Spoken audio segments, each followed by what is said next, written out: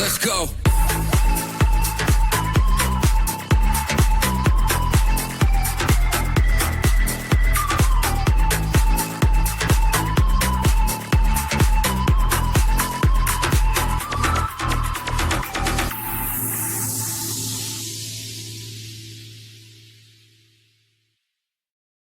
Hello and welcome to the Villa Park podcast. It's me, Rich, and I'm back with a slightly different show. It's still a match reaction, but I'm calling it now Rich Reacts. Before we get into it, hit the like button, hit the subscribe button. We've already said we want to hit 6K before the season starts, and you can help us get there by liking and subscribing and get your comments in. Yes, so Rich Reacts, and it's a bit of a match reaction, obviously, to the early hours of this morning's game against St. Louis City. And obviously we're going to continue doing these as the season goes on. A little bit about the game, kind of describing the game. Obviously, as it's a pre-season friendly, there won't be too much to discuss in the game itself. But talking about what I enjoyed, what I've seen over the past few games that I'm getting more impressed with, what I'd like to see a little bit more of, and a bit around some of the player performances as well. So I want to get your comments in as well. So let me know your thoughts on today's game. It's still today's game, or if you're watching it on Thursday, yesterday's game. Yes, I got up in the early hours of Wednesday morning in the UK and watched it with my son. He's on his 6-week holiday, so I let him get up and watch it as well. And I thought it was a pretty decent game, pretty decent workout, probably the best of the friendlies that have happened so far. I think Aston Villa are gradually getting fitter, gradually getting more used to playing together again, and also sort of getting those passing movements worked out, getting the sharpness back, which is nice to see. And they did get the win, although results aren't hugely important, but it's nice to get that win. Winning 2-1, it would have been nice to get a clean sheet. But as we know, we saw two teams, as is the norm now with these preseason friendlies, two pretty much 11s across both halves. The first half was Martinez, Tristan Rowe, Ezri Konsa, Pau Torres, Ian Maatsen, John McGinn and Amadou Onana in that midfield position, Leon Bailey off the right-hand side, Emi Buendia and Morgan Rogers in the sort of number 2, number 10 positions, and Donyell Marlon up front. And to be honest, Aston Villa started off really strong, and we're getting into the tackles. We're really vibrant and really bright. John McGinn playing his first pre-season game looked really sharp. He was straight away on the front foot into tackles, and he created the first opportunity. And I think it was Donyell Marlon that put the ball wide. But Villa were looking to get on the ball and looking to create space. And you could see that St. Louis City were trying to press, but Villa were sort of beating that press by a quick turn or a quick pass into the, reverse pass into the space. And we're doing quite well. And Tristan Rowe looked quite sharp on that right-hand side, overlapping Leon Bailey a couple of times. And it was nice play. There was some really good play, and Aston Villa took the lead. I think it was an 18th minute. Again, it was McGinn that won the ball. Morgan Rogers then linking up nicely with Donyell Marlon. Rogers gets put in by Marlon, and he smashes it into the net, basically. The keeper didn't cover himself in glory, but the strike from Morgan Rogers was really good into the bottom corner. And that's kind of how the half sort of drew out. I think St. Louis City came into it a little bit, forcing Emi Martinez into a good save. The ball bounced just in front of him, and he had to tip it wide. But Villa didn't really have too much more opportunity after that. I think Leon Bailey got into a good position and cut inside on his left foot, probably wanted to bend it in the top corner, but hit it over the bar. But apart from that, we didn't really create too much, and it's kind of the tail of the tape really at the moment. Villa start really well, that first 20, 25 minutes. The last couple of games, that's been the case. And then after a drinks break, after the players maybe get a little bit tired, or they know that they're coming off at half time, they kind of take the foot off the gas, which is understandable. They don't want to pick up any unnecessary injuries or anything like that. They want to get that good workout in the first sort of half hour, 35 minutes, and then maybe take the foot off the gas for the last sort of 5-10 minutes of that half to conserve some energy for the remaining friendlies and training and get themselves right for the start of the season.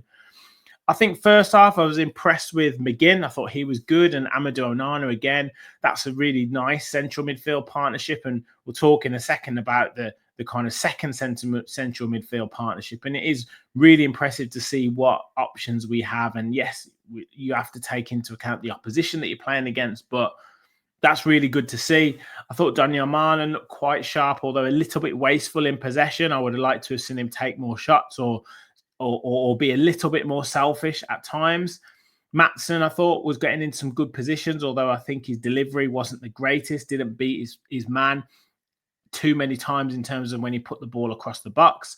I thought, as I say, Tristan Rowe looked really solid, made one good tackle in the box and then was trying to get forward. And the good thing is Villa were utilising him. They weren't sort of not giving him the ball, which is interesting. But I guess the real interesting one in that first half, and he played some of the second half, is Emi Buendia. And I guess it's been nice to see him play in the preseason games, but he's just so frustrating as a player. He does so many good things. He's one of these players that does so much work, looks so busy, but doesn't actually do anything, doesn't actually achieve anything.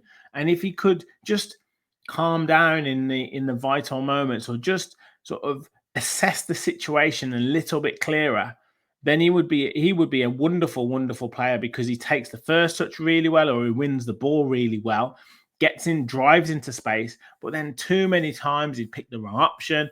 He'd hold on to it a bit too long. He'd try and beat a man when the pass was on, and it just fizzles out. And you can see him getting visibly frustrated. And that's the area where Emi Buendia has never really kicked on, in my opinion, for Aston Villa. And I've called him a bit of a busy fool at times, and he can kind of kid supporters in terms of, he looks like he's working so hard. He looks like he's doing so much, but he isn't actually achieving anything. And that's the frustration that I have with Emi Buendia. And it was evident to see in the first half, there were so many occasions where he would get the ball in such a good position, or pick the ball up on the half turn, and then he'd run at the defence. All he needed to do was play it into Leon Bailey, or he'd play it into Daniel Marlon, or play it out to Ian Maatsen, and he would just choose the wrong option, and it would end up getting blocked, or he would take too long to play the pass, and then it would end up fizzling out. So I think that for me was the key part of that first half, barring Morgan Rogers scoring again and one or two of the performances that I said already. Then we had the second half. As I say, Emi Buendia stayed on for that second half. Everyone else was changed. So Bizot went in goal. Matty Cash, Lamar Bogard, Tyrone Mings, Luca Dean, Samuel Ealing Jr., Boubacar Kamara and Yuri Tillemans, and Ollie Watkins and Jamal Gimo Aloba came on. And as I say, Travis Patterson came on after 65 minutes for Emi Buendia. And again, really nice, some good football. As I said, that central midfield partnership of Tielemans and Kamara coming on for McGinn and Amadou Onana is great depth that we've got in that midfield. So that's really, really pleasing to see. And if those four players can stay fit, I'm sure John McGinn will move further forward. But that's real depth, that's real quality in those positions. And Matty Cash, I thought, was excellent in that second half, getting forward, getting to the byline.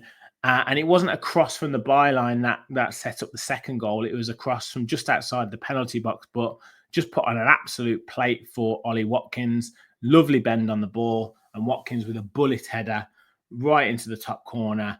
And yeah, brilliant header, and gives him some real confidence. And that's 2 goals in 2 games for Ollie Watkins out in the States, and a really nice assist for Matty Cash. And yeah, it was then kind of Villa took their foot off the gas. Probably didn't need to concede.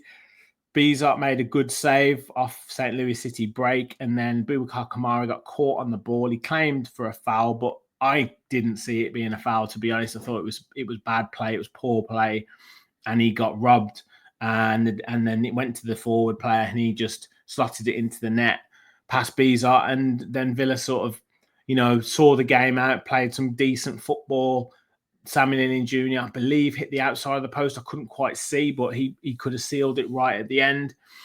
But it was a sort of game that, the players sort of got the minutes in the legs as the game went on, and kept the ball, kept possession, could have maybe pushed it a little bit more if they wanted to, but ultimately, used it as a training exercise and used it to get good touches on the ball. And I'd have liked to have seen them get another goal, but they didn't quite do it, but they saw it out 2-1. And I think second half, I thought Watkins looked pretty sharp and he's holding the ball up really well. As I say, nice for him to get a goal. As I mentioned, Matty Cash was really good. I thought Boubacar Kamara could have been a little bit sharper. Tielemans was good. And it was okay. See, some of the young players, Jimo Aloba looked a little bit better, a little bit more comfortable on the ball. I didn't see too much from him in junior. If he's meant to have a lot of pace, I didn't see him use it much to beat his man. And that's the area that I want to see Villa utilizing more. I've seen us now get the ball in behind the defense and look to try and play and get players one-on-one with the goalkeeper. I've seen that now, whether that be quick 1-2 passes, whether that be a through ball. I've seen that now, and that's really pleasing to see. I've seen a little bit of the fullback getting to the byline. They need to work on their delivery, but I've seen that. But what I haven't seen is a winger beating the man. Leon Bailey didn't do it in the first half. Samuel Lin Jr. didn't do it in the second half. And that's what I want to see next. Can we isolate the fullback and get 1v1?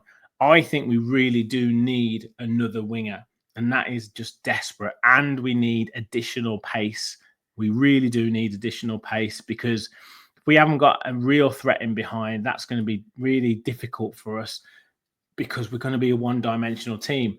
We've seen it the last couple of games. The goals are coming from Morgan Rogers and Ollie Watkins. Now, that isn't bad at all. But what we want to see is more players taking more shots and more opportunities.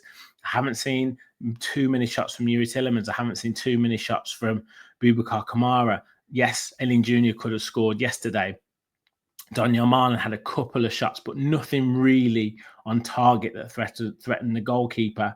Leon Bailey had a couple of efforts, but nothing really. And I want to see that ruthlessness and trying to go for the goal when we have the opportunity to go for the goal, instead of trying to pass it around and try and set up the perfect move and the perfect counter for a ball across the box and then for someone to put it in. So that's what I want to see more of. But it's encouraging signs.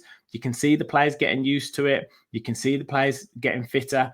And yes, a couple of additions are badly needed, but also the fact that the players have had number of years together, and then you've got a season under their belt for Matson, season under his belt for Onana, half a season under his belt for Marlon, and someone who wants to really prove himself and really play. So there are still plenty of positives to look at with this team. And it is interesting, because you do look at when the big guns are out, we do have a hell of a team, you have to say. So we move on to FC Nashville on Saturday evening, Saturday night. I think it's a 10 o'clock kickoff in UK time, so a bit more manageable for people watching it in the UK. And I think they're a slightly higher standard than St. Louis City, so should be a good game, be a better test, and we might see more of a sort of first team for the 60 minutes, let's say, and then substitutions after, with a sort of half an hour to go, I would expect. So that would be interesting to see who plays. Jacob Ramsey didn't play any part of the game against St. Louis City. Does that mean that he's potentially on his way? I'm going to do a transfer talk roundup show soon, where we'll talk Ramsey and we'll discuss whether he is being used as a bit of a make weight for us to be able to splash out on one or two signings to strengthen the squad. So that'll be interesting to look at. But yes, game on Saturday evening. It's hotting up now. The season is only 2 and a bit weeks away. So that is really hotting up for us. And we've got some big friendlies to come. So it's going to be really good for the players to build the fitness up, to get the valuable minutes in their legs, to get confidence, and to get used to playing alongside each other, different combinations, different passing combinations. But I want to see more of us trying to get in behind, utilizing what pace we've got. And I want to see more of fullbacks or wide men taking on 1v1, beating the men, committing the men, and more shots from other areas of the field. That's what I want to see. You guys, let me know your thoughts in the comments. Make sure you hit that like button. Make sure you hit that subscribe button. Like I said, I'll be back with a transfer talk rumor roundup with a few players that we've been linked with, and quite exciting links. So stay tuned for that. We'll also be back with Richie Reacts against Nashville, and potentially more videos to come. So Hit the like button, hit the subscribe button, get in the comments. Thank you for watching. And as always, remember, we'll follow the Villa.